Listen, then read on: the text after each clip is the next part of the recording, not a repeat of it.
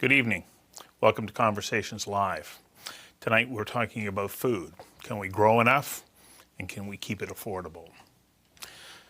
You know, the bounty of these traditional lands of the Musqueam, Tsleil-Waututh, and Squamish First Nations, peoples who have lived and continue to live on these lands, has sustained the lives of humans and an abundant range of species.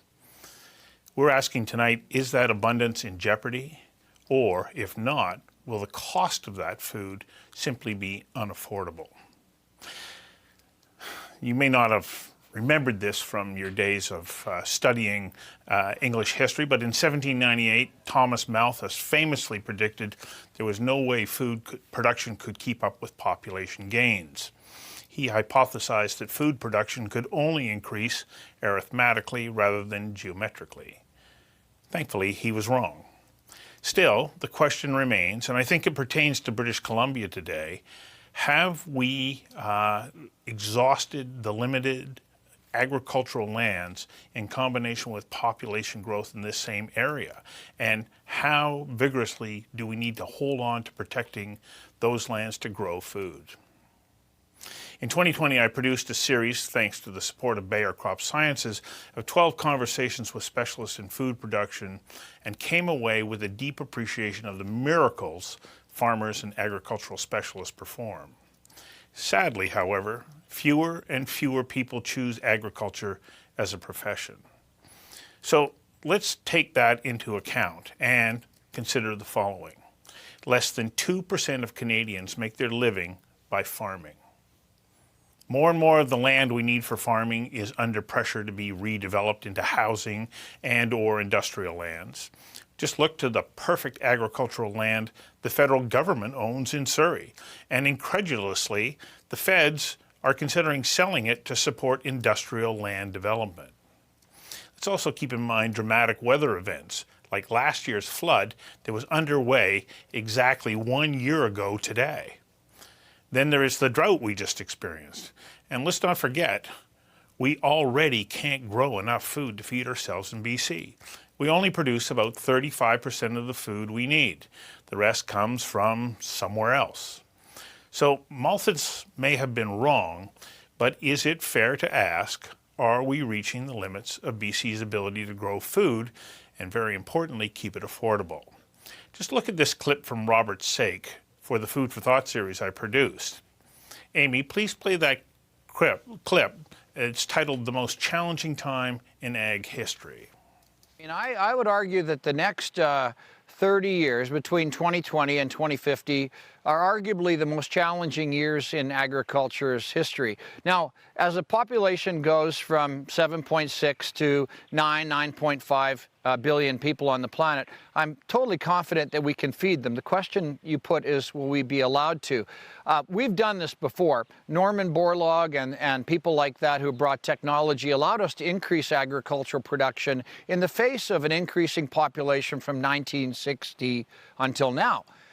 But that was with agriculture adopting and embracing technologies. Today, we have a society that's largely divorced. Most people watching this show right now have never set foot on a farm and would really not understand the complexities of science integration. So the question is, when you have policy that's dictated by voters who don't understand the implications of that policy. In other words, if you make all your rules by the precautionary principle, which says that you can't have any technology until you can prove it's safe, which is nonsense because in science that's a double negative, you can never prove something safe, then you have no adoption of new technology. Between now and 2050, we've got to grow 10,000 years worth of food in the next 30 years. We have to increase food production everywhere on the planet, 60 to 70%.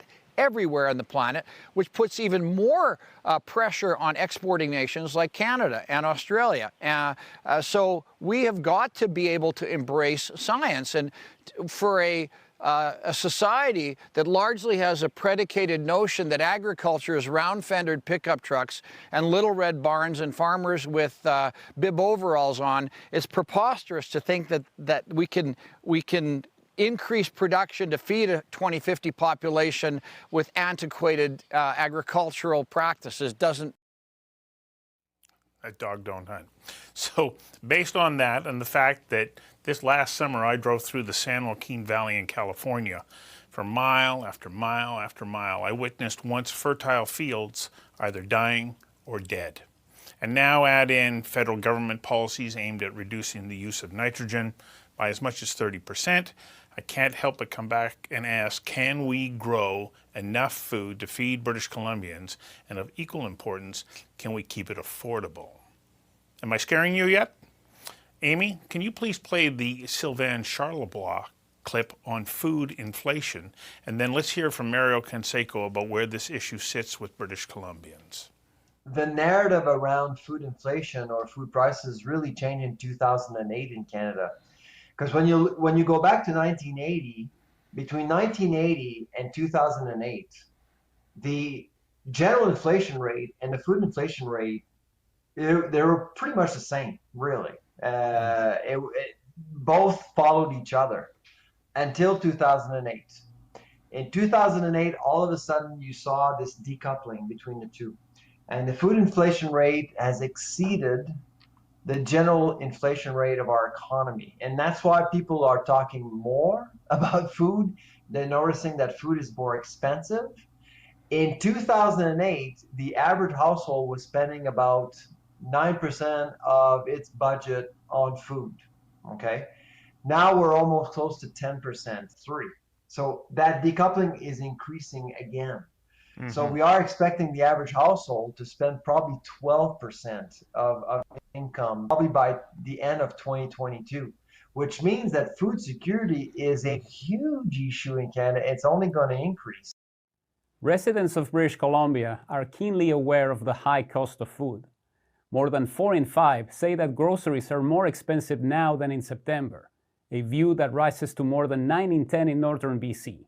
In addition, more than 2/3 of BC residents also believe that the cost of dinner and lunch at a restaurant has risen since September, and almost half feel the same way about food delivery.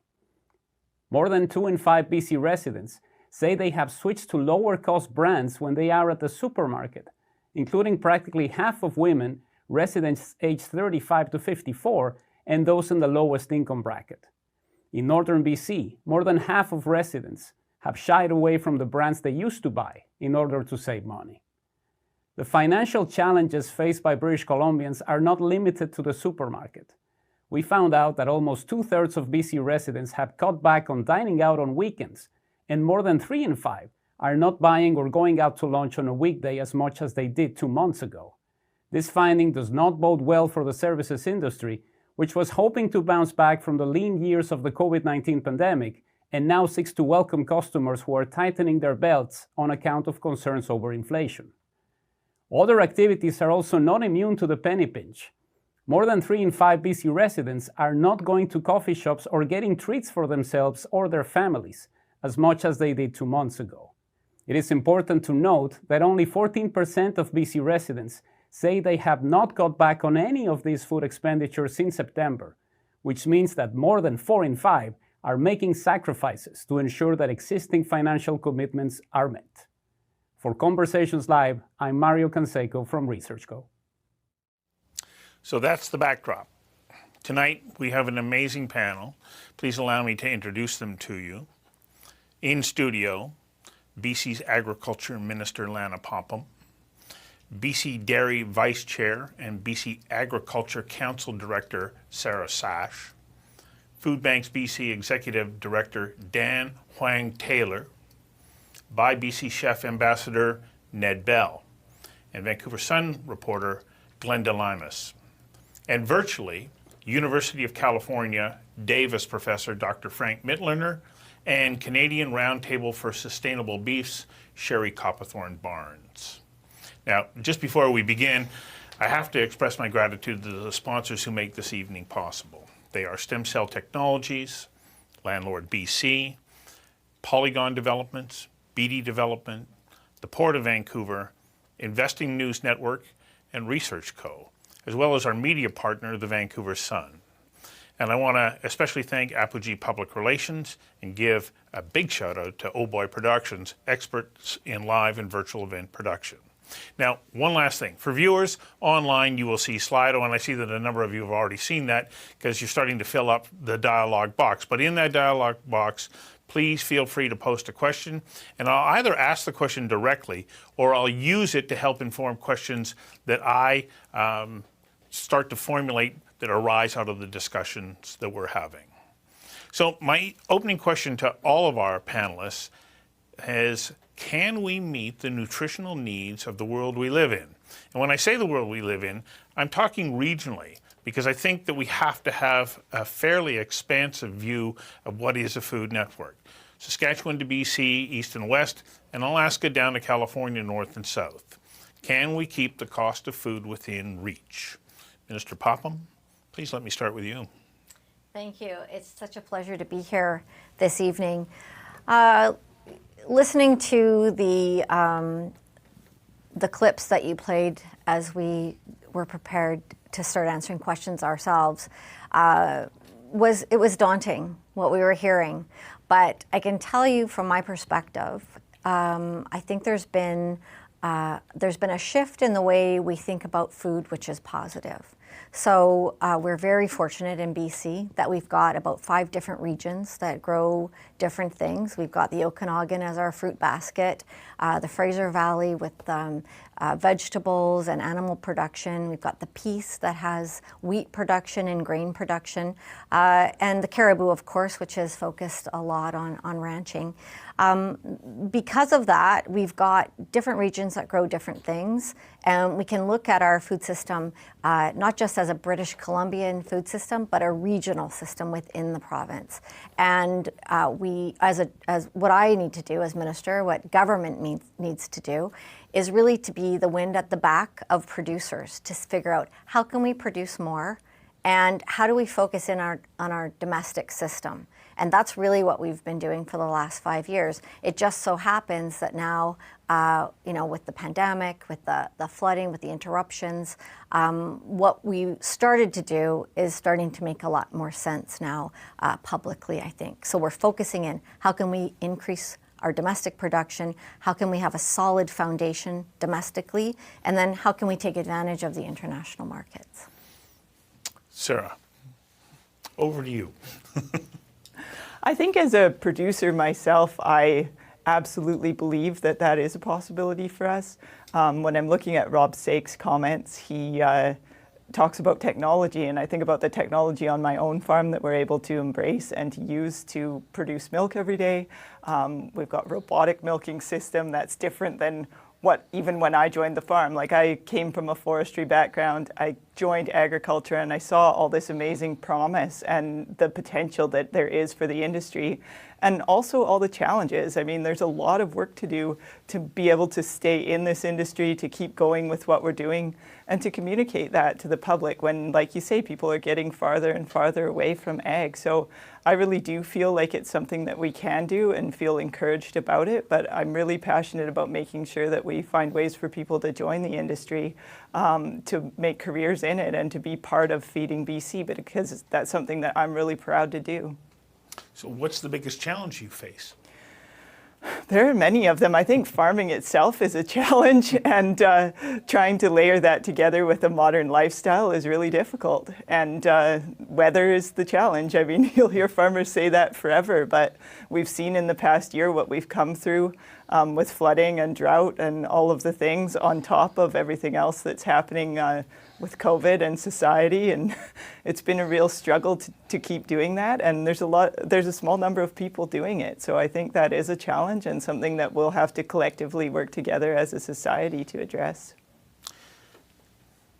Glenda, when you take a look at those remarkable people who endured the floods, the drought, the weather challenges over the past year, what do you have a sense of their ability to be able to start to meet our food production challenges?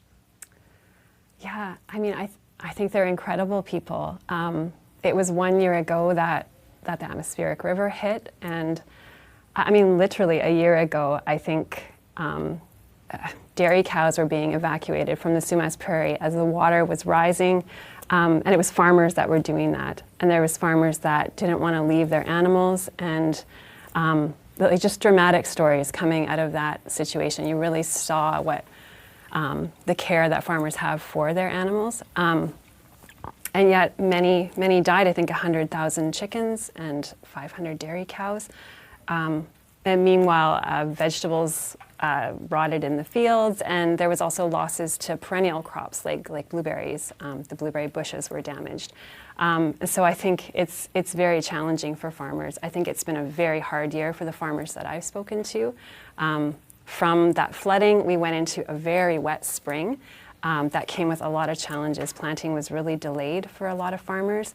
And then, like's been mentioned, the drought, which I think the timing of that maybe softened the impact since it happened during harvest, but very concerning not to have rain in BC. If that had happened in the spring, it would have been pretty bad for a lot of people. So I have a lot of confidence in BC's farmers just from what I've heard and seen and talking to them.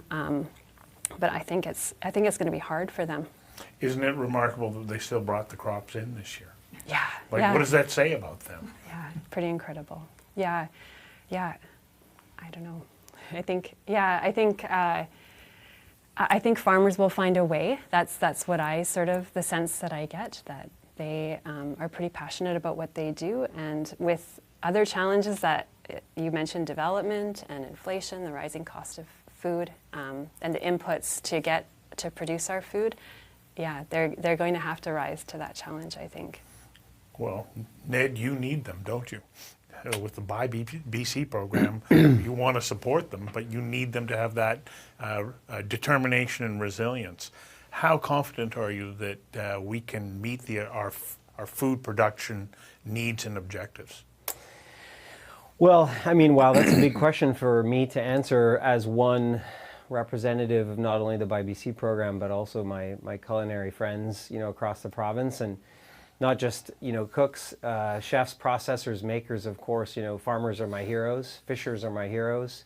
Without them, I couldn't put food on my dinner table at home or in my businesses. And, consumption is complicated. Farming is hard work. Fishing is really hard work.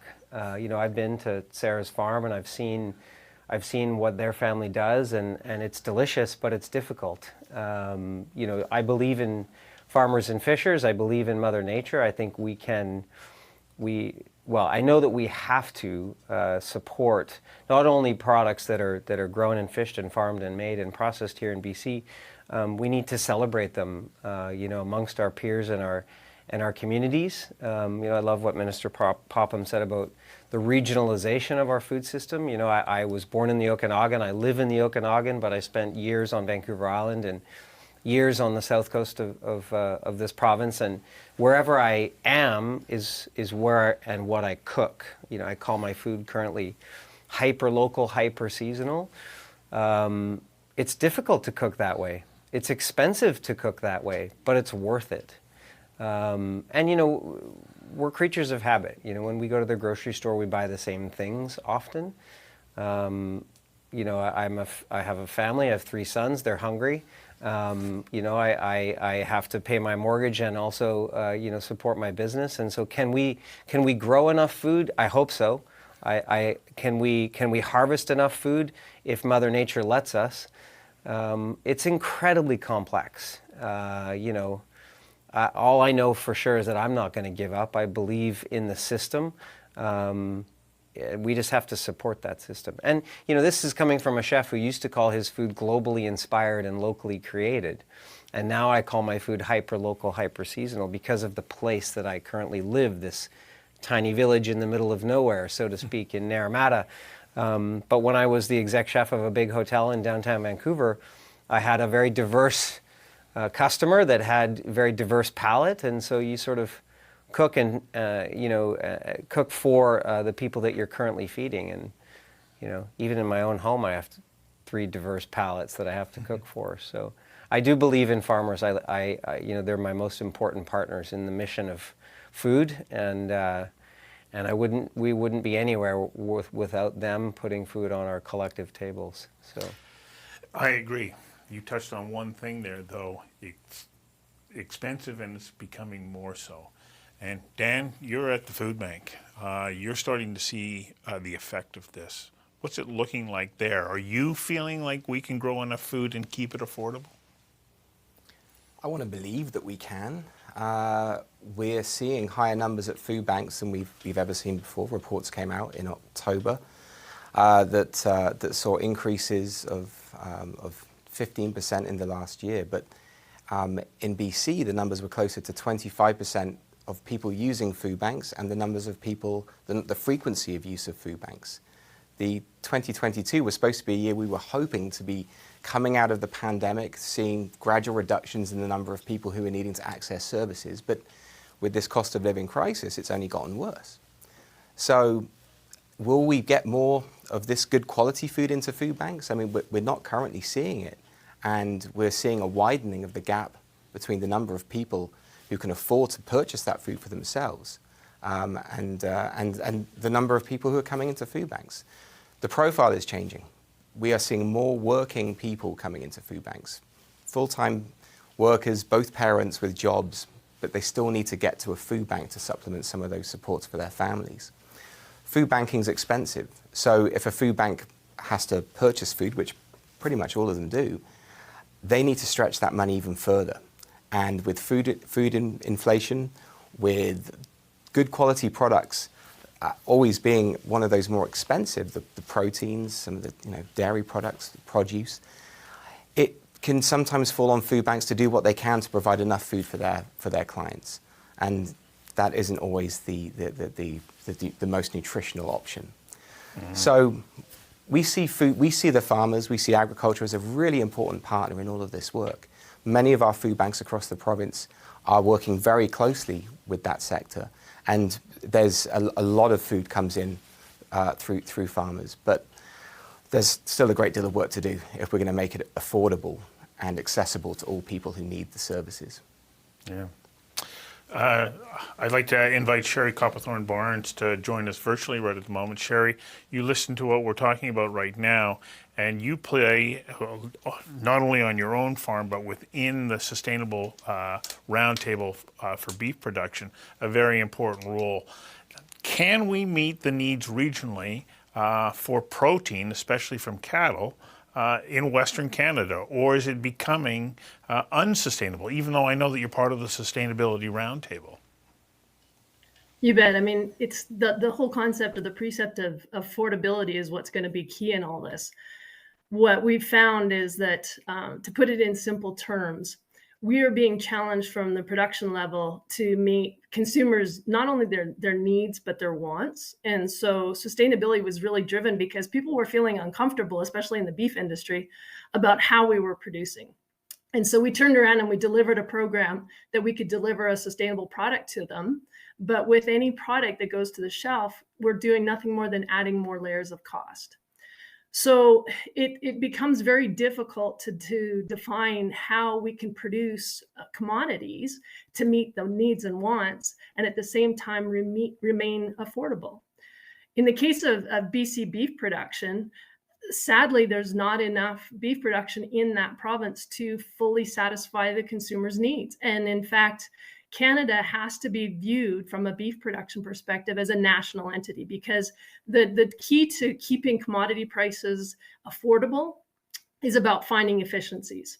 And so efficiencies come with the ability to trade freely between provinces and internationally, because we need to be able to put on the shelves products that our domestic market wants to buy. And in order to do that, we have only a few packing plants in this country that are capable of efficiently breaking down those carcasses and then turning around and having the supply that consumers are willing to buy.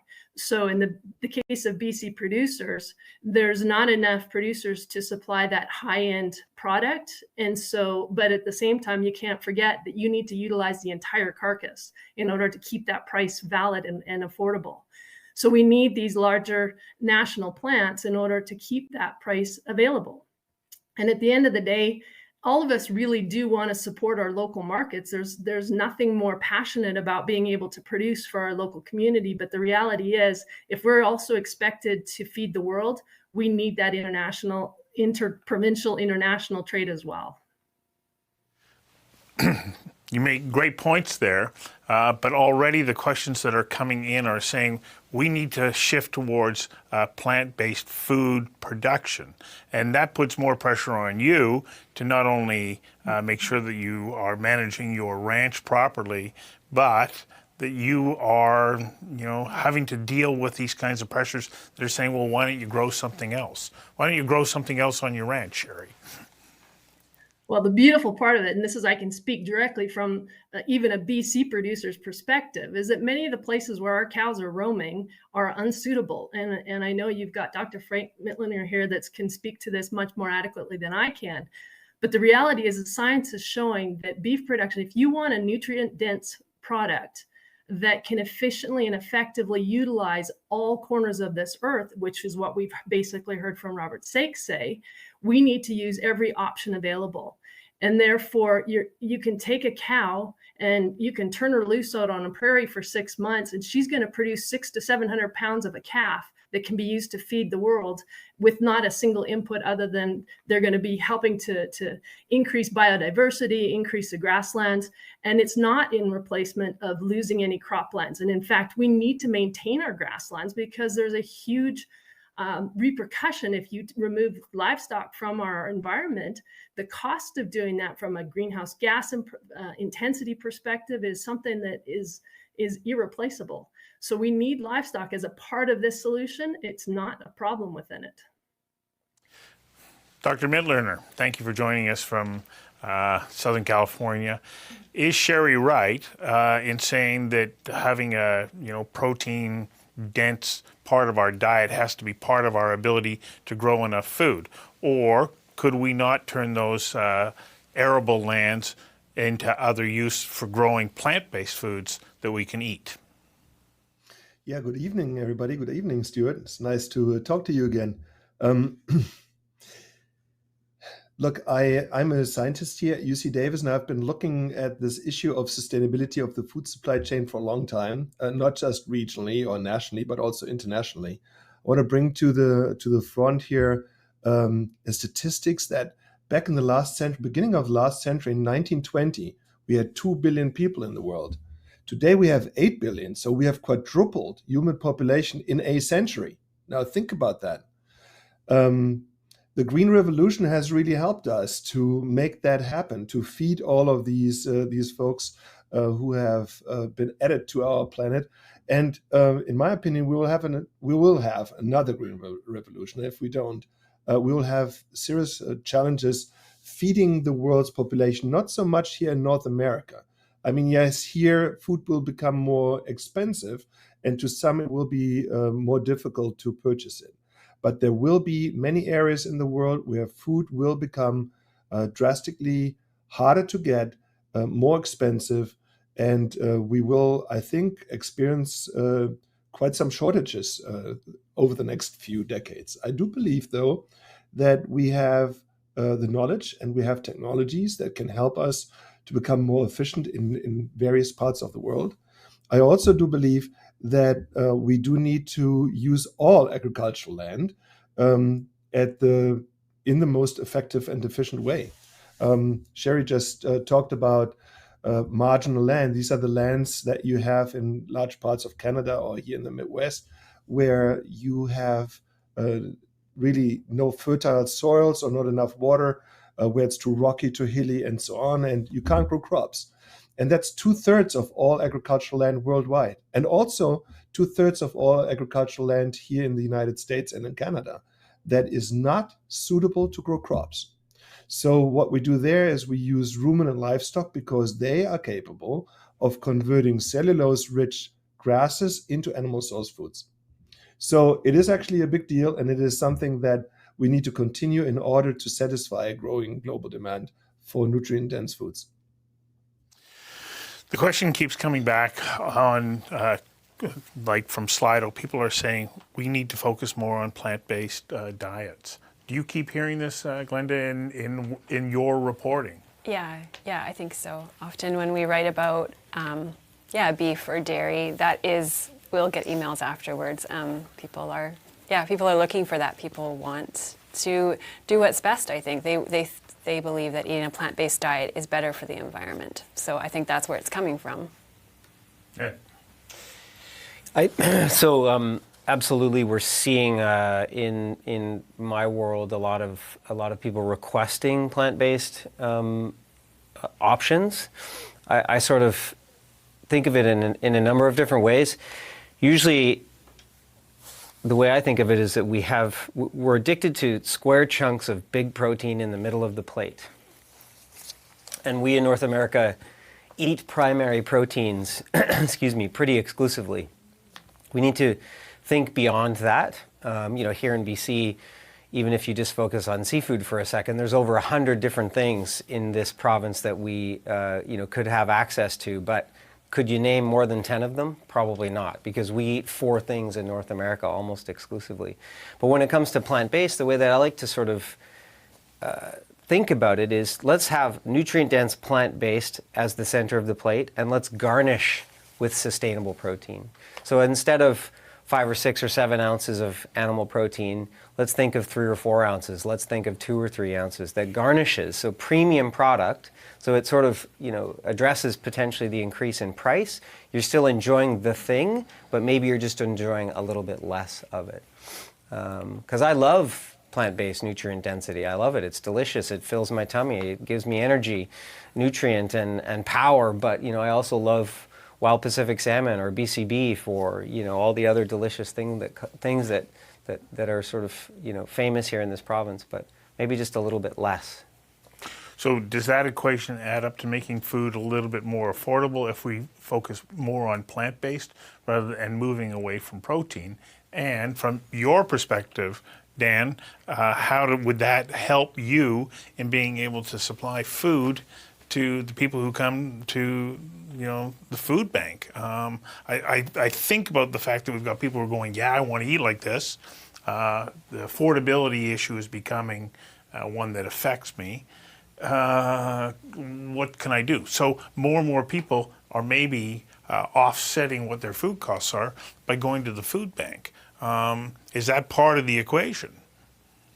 I think it could play a role.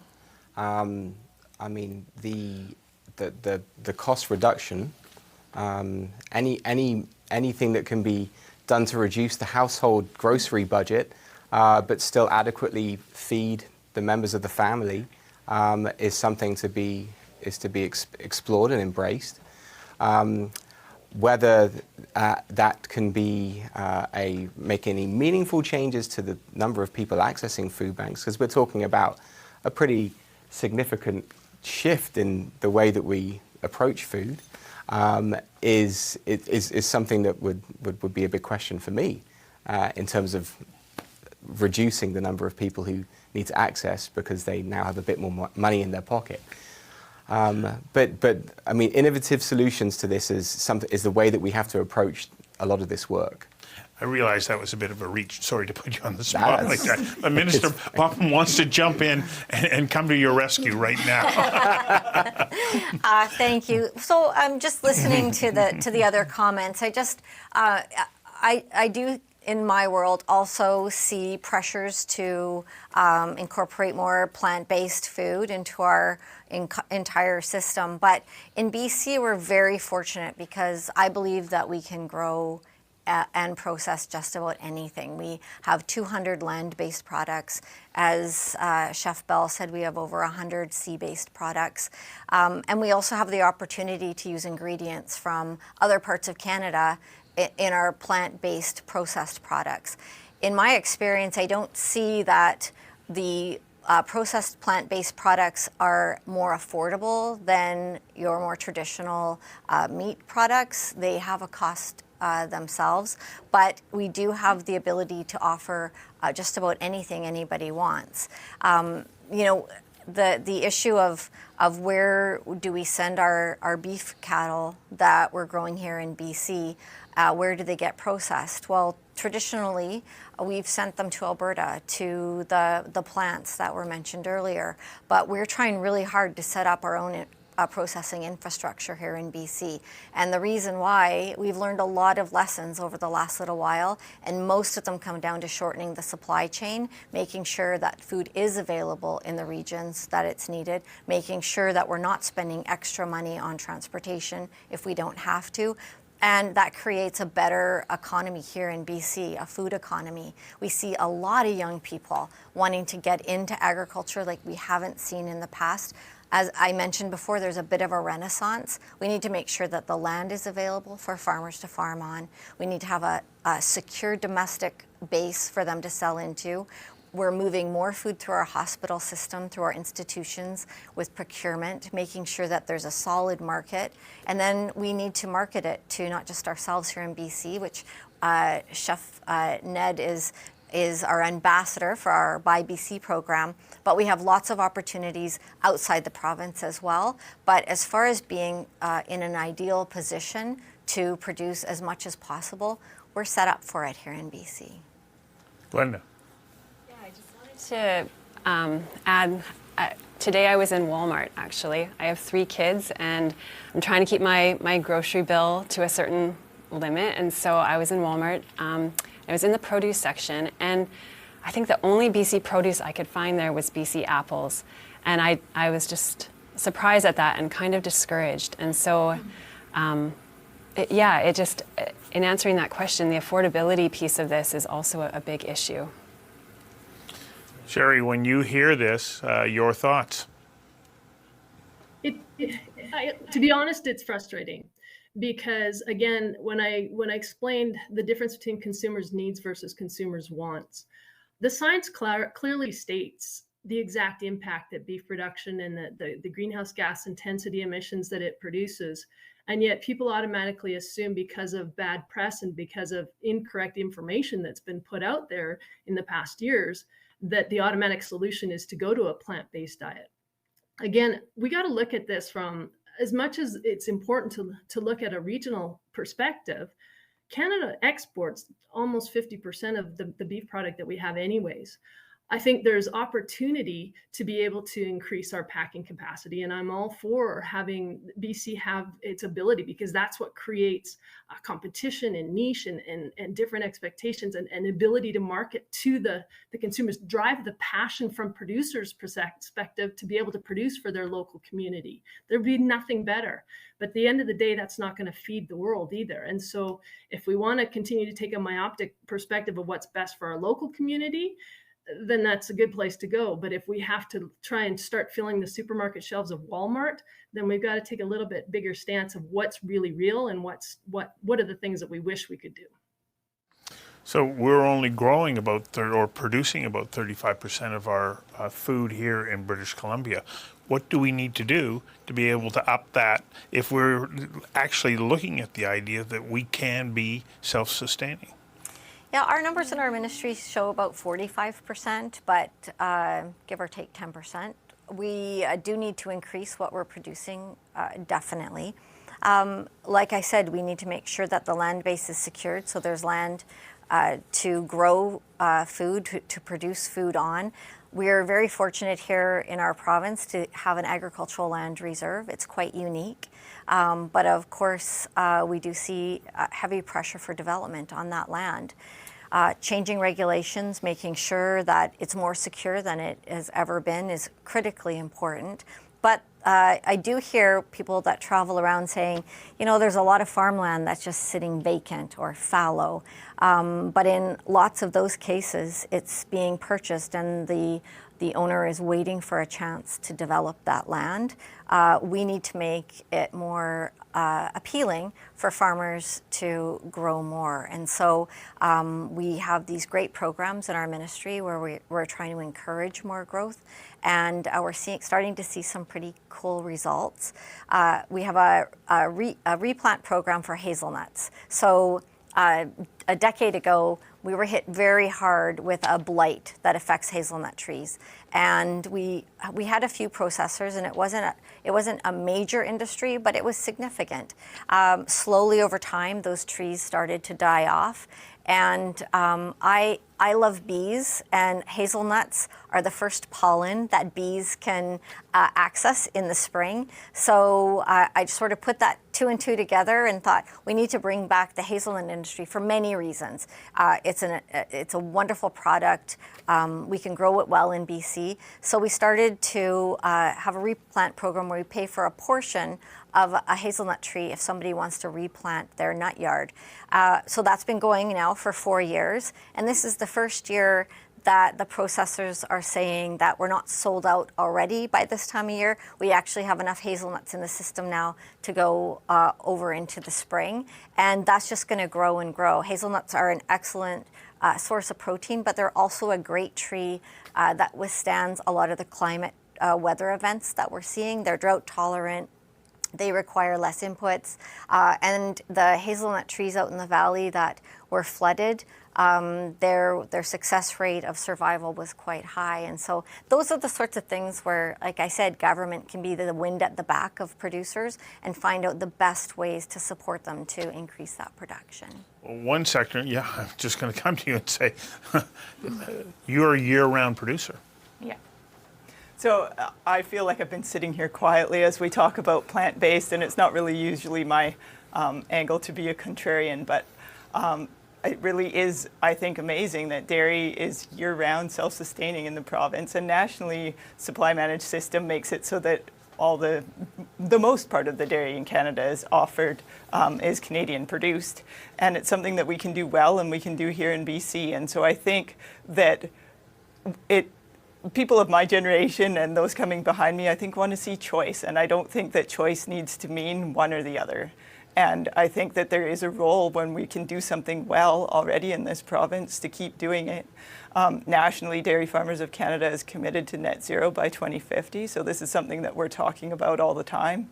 Sustainability on the farm and improving our practices is something that we're always working on collectively and strive to do. So I think that there is a place for that. And I think that the nutrition that we can bring when you talk about food banks, and I think about my experience as a farmer and the partnerships that we've been able to see, whether it's egg farmers or dairy farmers or any of those types of protein farmers, the amount that we can pack into food banks in a year is quite significant as well. And the nutrition that's coming through those products into the hands of families is pretty neat and pretty special, and something that I feel proud of in the province. So I think that we need to look at ways that we can make these things work together and not assume that the future of our food system is to eradicate one that we have that's already working and do something else.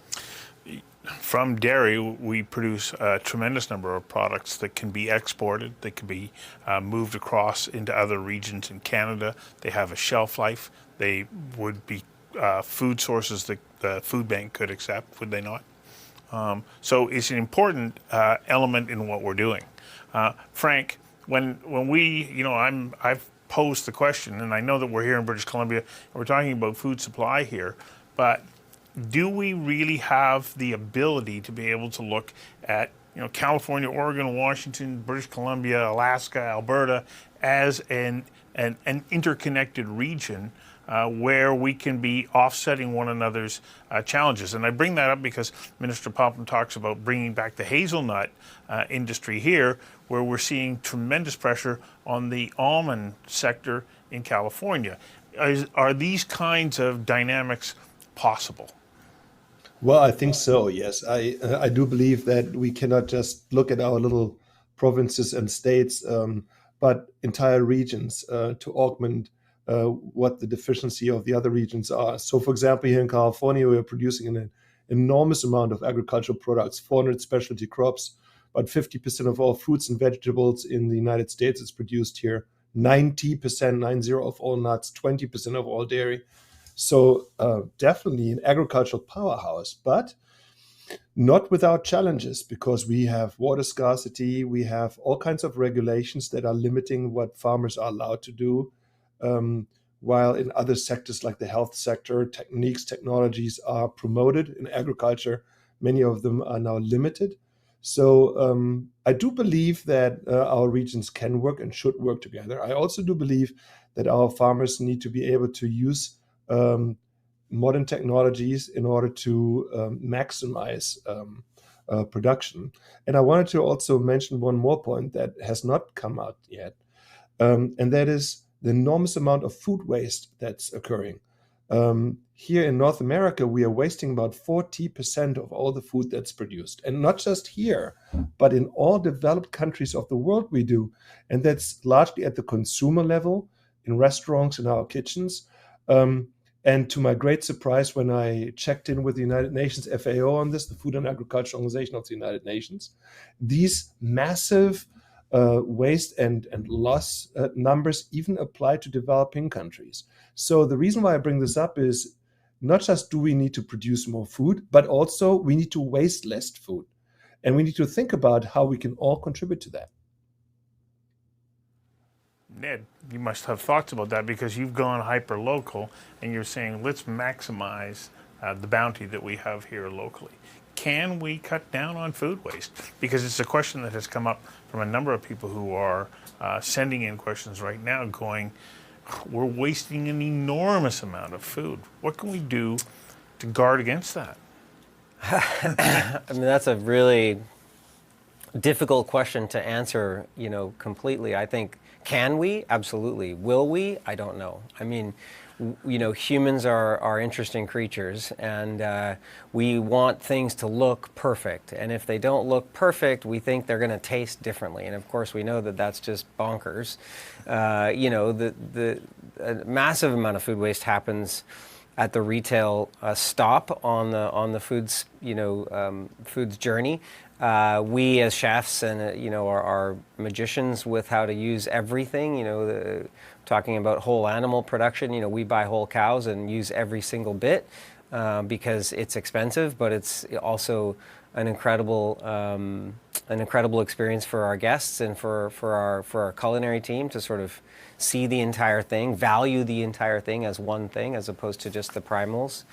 I think food waste is a giant conversation, that probably could take an entire hour to answer properly. I'm an optimist. I think we can do all these things. I guess the question is, will we?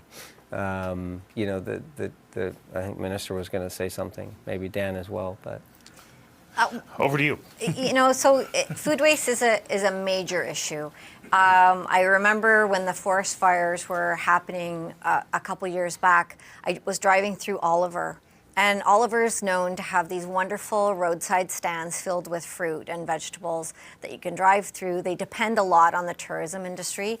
And there wasn't any tourists because we were all being told to avoid it. But because of that, if you stopped and looked behind these stands, there was starting to be piles of fruit and vegetables that were rotting. There was just no way to identify or to get the word out that trucks could come to pick up this food to distribute in another way. So it's a lot of it's about distribution. But I just want to tell you about this incredible company that operates out of Vancouver. It's called Goodly Foods. And Goodly Foods started out collecting food waste like tomatoes and other vegetables and making a soup. And they are now so successful that we have encouraged them to go through our Feed BC program, which means that they're selling their product made from food waste in our Fraser Health system in the hospital. So it takes some thinking, but it can be done. And I think you might be able to talk a little bit about loaves and fishes. Oh, yeah, by all means. That's just going to add to my 6 examples. Great, excellent. But I'm glad that we're talking about food waste. The numbers are jarring. We look at how much food is lost in the country, across BC, at all levels of the supply chain as well, all the way through to retail, to the consumer. And we don't have to go far to see the stories. The Minister just mentioned your experience in the Okanagan. Some of the folks here may be familiar with the CBC's coverage on the cross-country checkup, where a Nova Scotian farmer was speaking to the cauliflower waste. They were losing 40% of his crop because he wasn't able to get it into the food system because of the standards not being met. Too big, too small, a bit too creamy coloured. Some ridiculous reasons to have to plough that food back into the earth, because he doesn't have the resources to get it out to the folks who need it. This could go into hunger relief programs, into food banks. It could support a lot of hungry people. In fact, he said he had enough to feed the Maritimes. It's just one farmer. We have so many examples of some very innovative organizations. Goodly Foods is a great example. There's Trendy here in the Lower Mainland in BC. They extract the high quality nutrients from food that would otherwise be wasted and get that into powdered form, into dried form, and they're able to feed people with that. There's an operation called Refeed in Langley. They're redirecting food that would otherwise maybe end up in a landfill, and they are getting it to people through food banks. They're getting it to farmers to feed their livestock, but they're also creating high nutrient fertilizer through worm castings, essentially worm poop, wow, to ensure that there's no waste whatsoever. And then you've got folks within the food bank network like Loaves and Fishes in Nanaimo. They have a policy where they will take in everything because they will find a way to use it. And they will get good food to people who need it, and they will find other ways to ensure that that food is staying out of landfills, reducing greenhouse gases, and essentially just doing better work. So glad that we were talking about food waste. Yeah. Cherie, I can see you chomping at the bit there because you talked about, and you're talking about sustainability in your sector. What are you doing to reduce food waste? Well, it's a big issue. There's no doubt about it. It is music to my ear to hear these companies that are up and coming that have the ability to take what we just don't use because of regulations and be able to put them to a better purpose. The trick to sustainability is really finding that innovative technology use that I love. It was music to my ear to hear the chef talk about being able to use all the parts. This is about re-educating our society of how to get back to the basics more than anything. We've become spoiled and accustomed to these high-end pieces in the beef world. And the reality is there isn't a part of that animal that shouldn't be used for consumption in some way. We know that 50% of the beef that's used, if you can believe it, the 50% of the carcass is actually being wasted in many ways. And so that's why as a beef industry, we have gone to looking at these export markets because there's other players out in the world that are willing to take all these pieces that we can't sell here locally. And again, it brings it back to the affordability. So, I mean, sustainability is about really taking a look at the big picture and making sure that we can be as effective and as efficient as possible on every square ounce of whatever the commodity is we're dealing with. So the questions keep coming in about the environmental footprint of agriculture. And question after question after question here that I'm seeing are people saying, can't we reduce that environmental footprint and namely cut back on protein, cattle and dairy cows in favor of another way of producing food? From each of your perspectives, is that possible? Glenda, you're looking at farmers and the environment in which they're growing in. Can we make that shift here, especially in the Lower Mainland of British Columbia? I think that there's some things that we can do. It's already been mentioned tonight about that as a field in Surrey that the federal government owns that's not in the agricultural land reserve that's been eyed for development. I think when I spoke to the farmers that are leasing that field, about a quarter of our early season local vegetables here in BC, the local potatoes and carrots that are produced from early spring to summer, a quarter of them come from that field. And in a year, yes, and in a year like last spring, or this year, sorry, it would have been all of them. So he said, if you have local potatoes in your fridge right now, they came from that field. And I did, and that was really eye-opening to me. Just how valuable one 300-acre field was and how it needed to be saved. If we wanted to have local potatoes in a wet year like it was last year, or a quarter of our local produce in a spring, we have to save that field. And so I think there's some strategic decisions that need to be made if we want to if we want to be able to feed ourselves and if we want to preserve our land that can grow plants. Because if you're growing something in the ground, it's different than in a greenhouse. It's different than livestock. It's the actual earth, the land, and that needs to be preserved from development. That's just one example. Well, first of all, can we save that land? Well, it's owned by the federal government right now, but I know they're in serious talks, and I know that they've felt a huge amount of pressure from British Columbians who saw their food security at risk last year because of flooding, and they know the value of that land. So we'll watch those talks proceed. One thing that we haven't talked about yet is the value of the greenhouse sector. You talk about vegetables in particular. How important is that greenhouse sector in being able to produce much of that nutrition? Well, it certainly extends the season, which is one thing that I love, and of course we're quite famous for tomatoes and cucumbers and peppers and all kinds of other delicious things that we grow under glass. I know that my menu. So I'm sort of coming at this from a number of perspectives. One as a father and someone putting food on the table at home, and then one as a chef who feeds people over a 12-month period of time and has a menu that changes with the seasons. I think that we have to continue to be willing to try new things, and those new as I mentioned earlier, we're creatures of habit. We go to the grocery store, we go to the restaurant, we almost always order the same things. In my restaurant, you could come over the 2-month period of time and you could eat a completely different menu 2 or 3 times during that 2-month time, because we're taking the things from the place at that moment. So from a greenhouse perspective, it allows us to extend the season because we have a very short season in certain regions in the province. And it's high density, high nutrients, delicious. My dad was actually one of the first hydroponic tomato farmers in the Okanagan in the early 70s. So, although I'm pretty sure he might have been growing other things hydroponically, but that's for a different conversation. My name is Ned, after all. So. I do have an interesting fact about the greenhouse industry here in BC.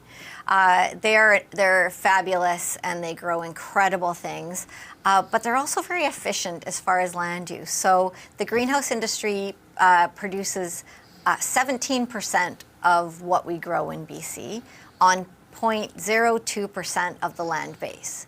So if you think about that, we have the opportunity to expand an industry that is growing a lot on a little bit of land. And obviously, as our weather starts to be more problematic, there is the idea of extending the season, whether it's starting earlier or ending later. The greenhouse industry right now is cleaning their greenhouses, and they're getting ready to put the plants into tiny little pots. Tiny little pots. Many different ways that technology has improved their efficiencies over the years, and they continue to look at that. But they're going to start their season just in a few weeks from now, and then they're going to go through the year, giving us a lot of 17% of what we grow here. So the greenhouse industry is something that I would love to see expand. We have seen some talks about vertical farming these days. More controversial, but also something that if it works, we're supportive of it as a government. They have a climate-controlled environment, so they don't harness the sun. It's all very controlled, light-controlled, and so we're watching to see if that expands. But the greenhouse sector itself has been making great strides using technology, and I hope to be able to support them grow in a bigger way. We need the greenhouse industry here. In relation to this, I want to acknowledge the issues that folks in rural, remote and Indigenous communities encounter, particularly in the north of the province. Food Banks BC is undertaking some work to look at the level of food insecurity faced by folks in regions across the north because of the limited access to fresh produce that might be in more abundance in other parts of the province. It's more expensive to get this food. It's not as widely available. And I think the greenhouses and vertical, this isn't an area that I'm overly familiar with, but I think that these are we talk about the innovation and some of the work that needs to happen to enhance access to food, to reduce food insecurity, and to ensure that there is more wide variety of nutritious food folks across the province is really a critical thing to be considering here. And I think the greenhouses play a role. Well, I have great hopes for the greenhouse sector. A couple of years ago, I went to Guelph and interviewed Professor Dixon, who is a specialist in light spectrums. And he helped develop light that you can use in the high Arctic in a cave or in a cave in Kuwait, because it mirrors the spectrum of the sun and helps to generate a photosynthesis process in enclosed environments. Frank, I'm going to go to you, and I know that you live in a region where greenhouses. Who needs greenhouses? But do we need greenhouses, and do we need them in environments up and down the coast? And what promise do they bring? So it depends on the region. Here in California, we don't need very many greenhouses because we have a climate that really favors the growth under the sun. But in areas like yours, where you have periods where plant growth does not occur as long as it does here, greenhouses can, of course, extend the growing season. And so it definitely makes sense in different parts of the world. There are, however, also examples where greenhouse production, for example, in parts of Spain, Portugal, generates significant challenges as well. For example, greenhouse production can be quite energy intensive, and it's oftentimes very labor intensive. And here then the question comes to mind, how do we generate a agricultural system that also deals with the issue of labor? Because sustainability in food production must never been discussed without bringing up the topic of labor. And so we have to think about how do we produce food, and who produces the food, and how can we attract and retain a qualified workforce. That plays a particular role when it comes to intensive production, as is the case with greenhouses. Yes, it does. I was in a greenhouse in central Alberta, wonderful place that grows organic vegetables. And I said, well, where do you get your workforce? And the owner went, Mexico, as though somehow she was saying something that she shouldn't have. But she said, I can't get people to do the work here.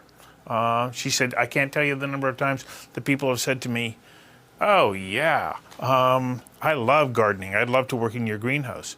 And okay, and then they don't even show up the next day. So the production of food is really, really difficult. So what role can genomics play? Amy, we have a clip from Lenore Newman. Can you please play that? Genomics is playing a larger and larger role in enhancing food production right across the chain.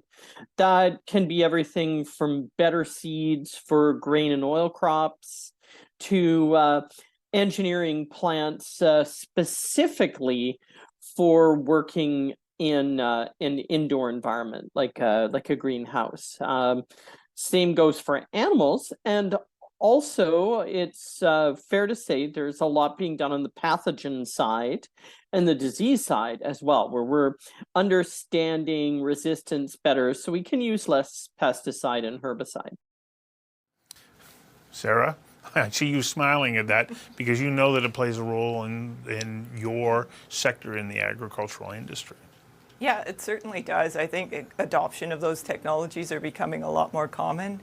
On our farm, we have genomic tested our entire herd and use those in our breeding decisions when we're producing our next generation of dairy cows that come on the farm. I was thinking through the comments that were being said earlier just about the thought of being more circular and being more efficient and technology and all of these things that you're speaking about. It's not the first time I've been asked, oh, how come you don't just change to farming oats? Can't your family do that? And 180 acres of land in the Fraser Valley would not support any of us growing oats, and they wouldn't be very good ones. So I think in terms of the land that we farm 180 acres, and we produce 5 cuts a year of grass, and our animals eat that grass, and we can make over 2 million liters of milk in a year with 6 people. and 3 robotic milkers. So it's something that we can do on a big scale, on a small bit of land in a really efficient way. And we have a home for all of our manure.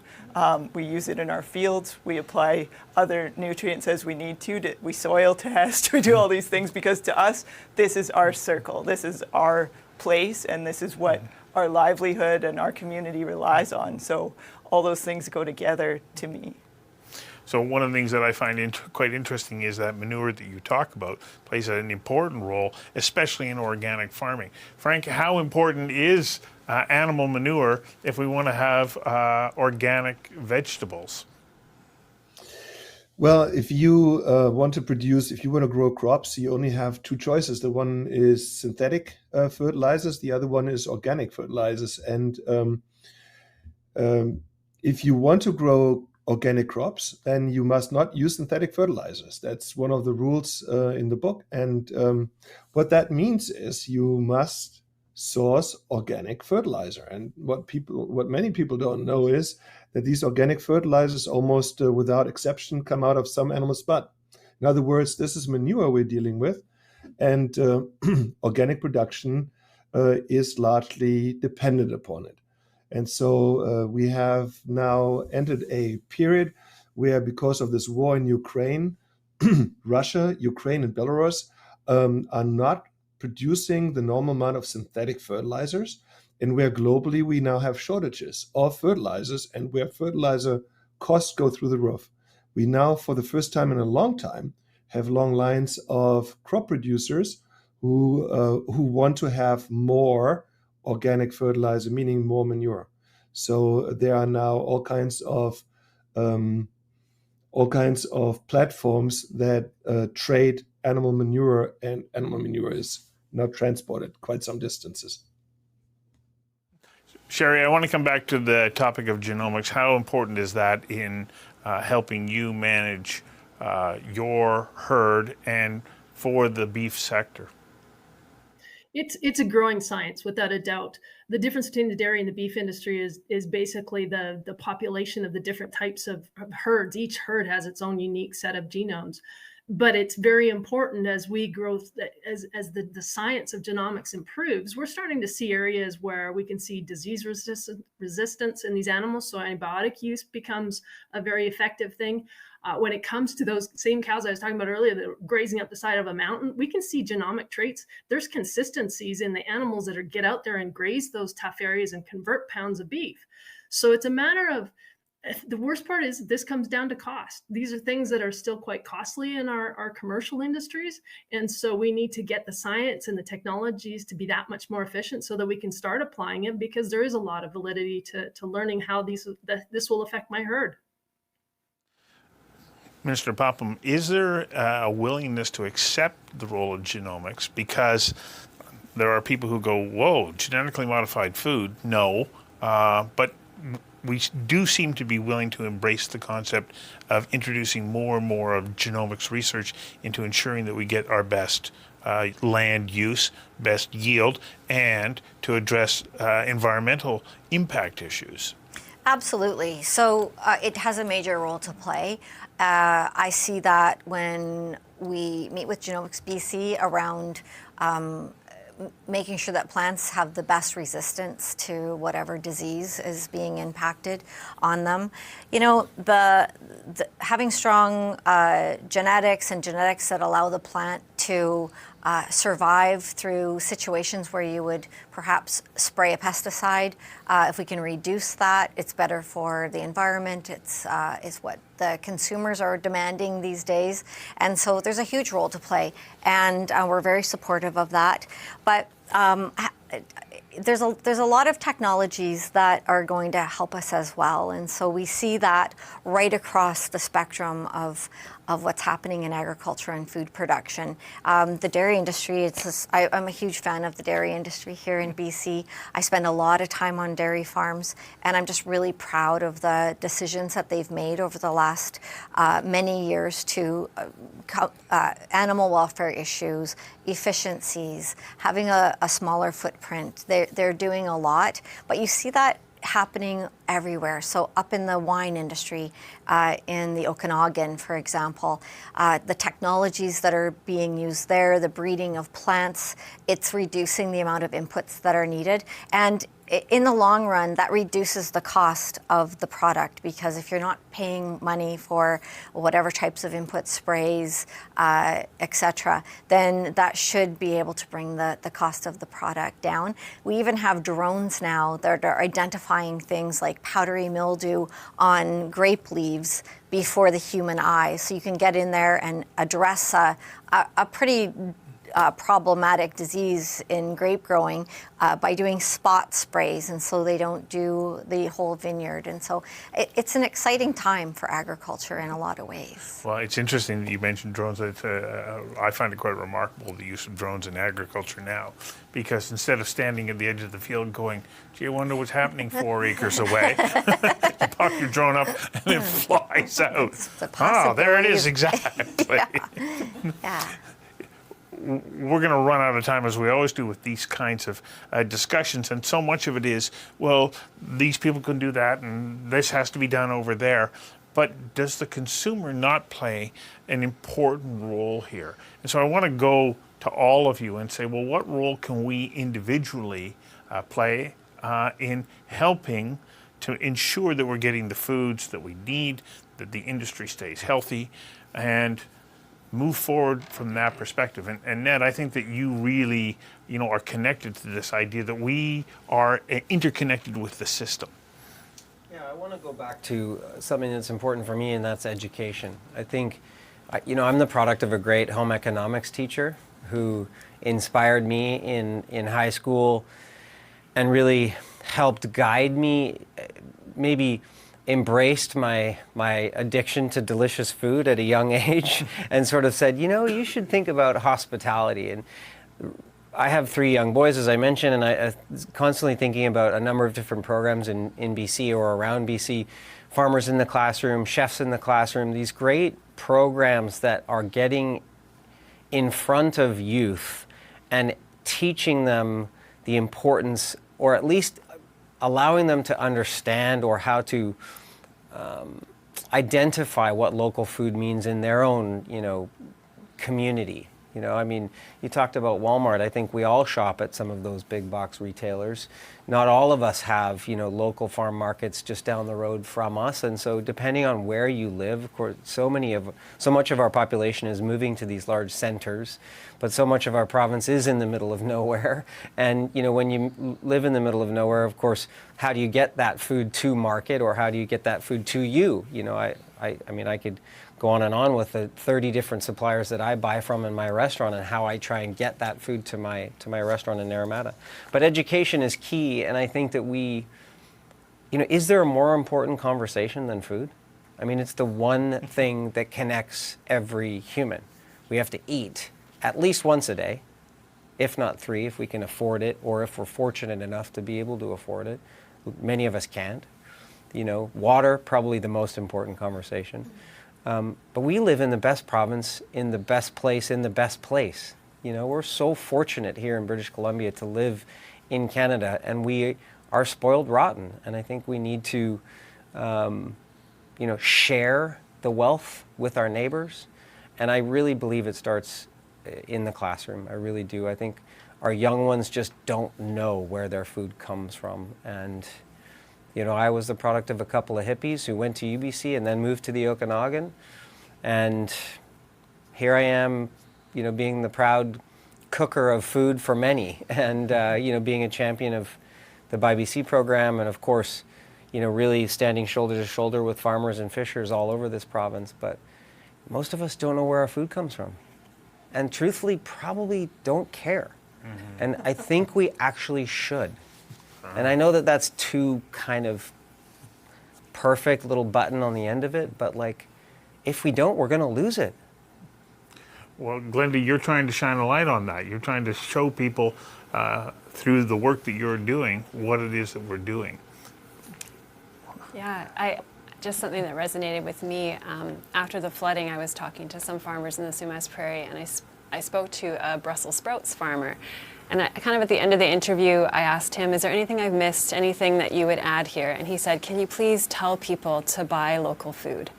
And I just thought, yes, that's so true.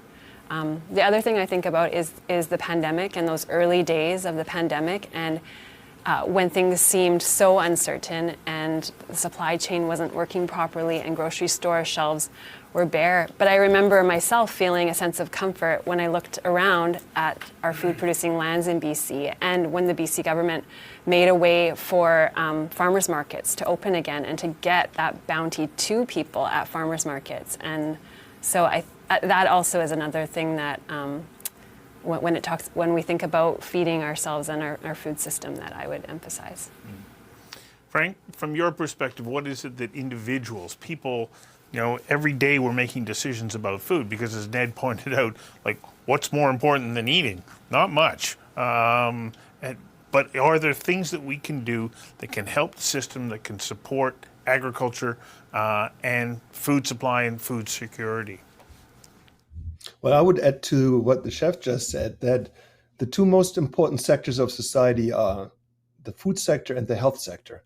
And while the one is hailed, and that's the health sector, the food sector is not.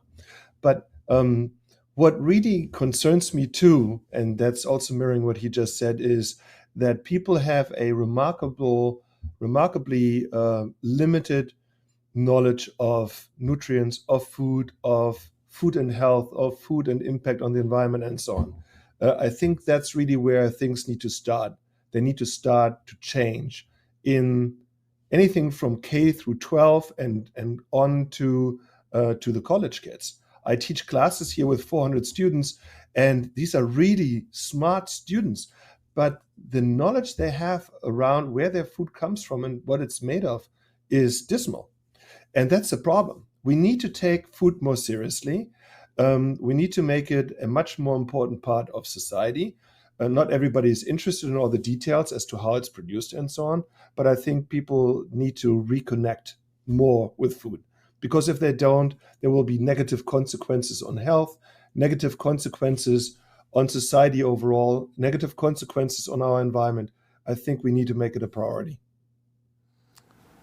Cherie, from your perspective, you talked earlier about using the whole animal. Do we as consumers limit the amount that we're willing to incorporate into our diet? Because as Ned had pointed out, there's these 4 things that we pick and we go back over and over and over again. Do we need to expand our palate? Absolutely. I mean, without a doubt, that's an instant win. I think I full-heartedly believe that consumers really do have to start to reconnect to their food. And that is a portion of it being the education side of things, really understanding the true facts behind how our food is produced. But the other thing is they also have to start to remember that if you're going to become vocal about your opinions on different things, you need to start understanding what the unintended consequences of a lot of these decisions are too. And if you're going to wipe livestock off the face of the earth because you think that's going to mitigate some climate change, you're going to be unfortunately a little bit disappointed when you see the benefits that livestock actually hold. That environmental piece is big, and you can't decouple that from the food issue.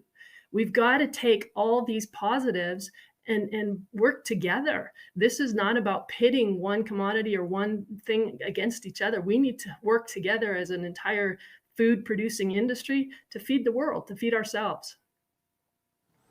Sarah, your thoughts on what the consumers and purchasers of your products can do to help ensure that we maximize the use of those products and support you at the same time? Well, it means a lot to us when people look for that blue cow or for some type of BC signal in the grocery store when they're doing their purchasing. That's really important, I think.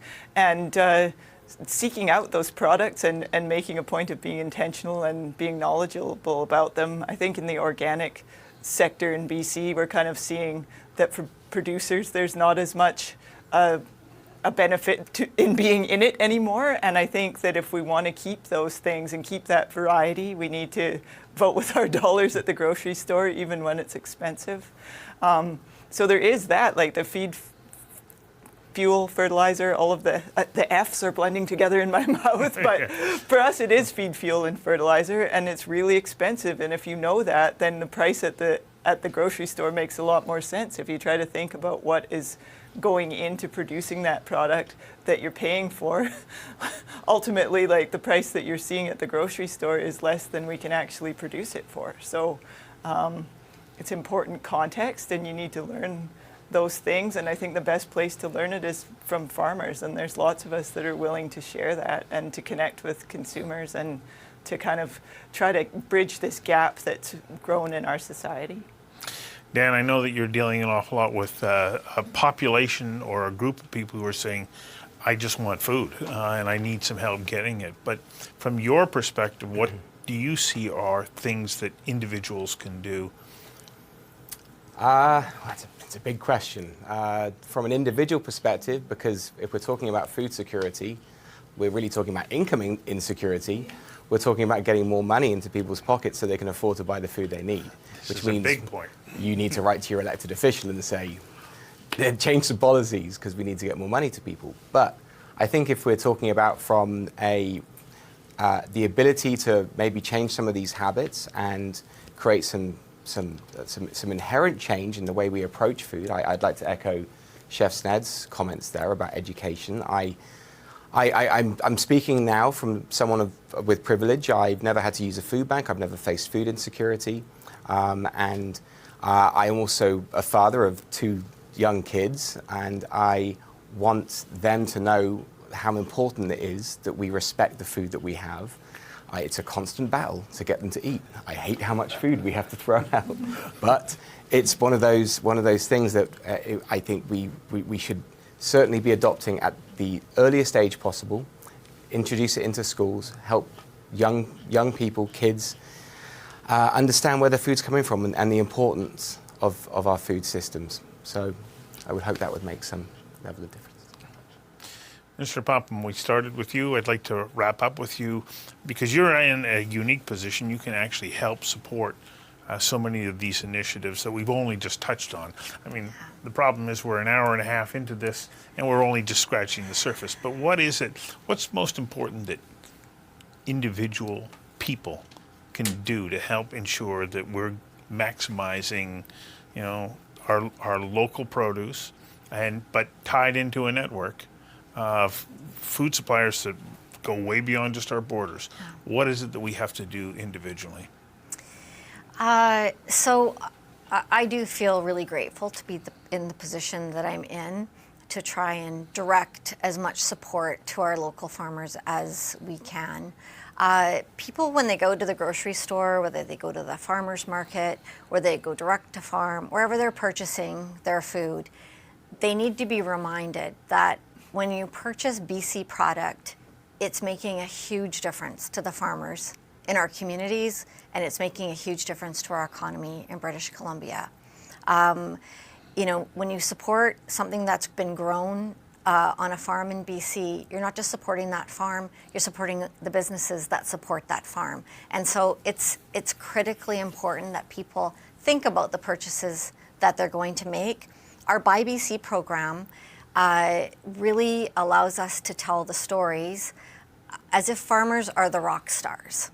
They are. Maybe when you go to the grocery store and you've seen an ad for Buy BC that features Sarah's family on the dairy farm, you'll think twice about where you're going to purchase your milk or where your milk's coming from.